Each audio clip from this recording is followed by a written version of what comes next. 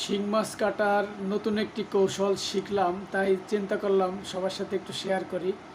আমি ছোটোবেলায় শিং মাছ কাটতাম, বা অনেককে আমি দেখেছি এই কাটা, শিং মাছের কাটা এই সাইড থেকে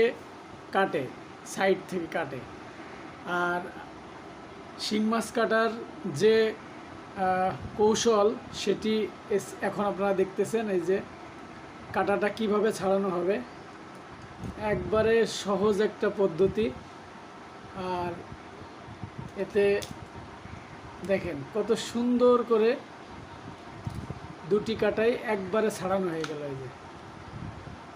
এই যে হচ্ছে দুই সাইডের কাটা একবারে আলাদা হয়ে গেল। আর এই যে এটা হচ্ছে আপনার, এই যে এটা হচ্ছে মাছ, এই যে শিং মাছের মাথা।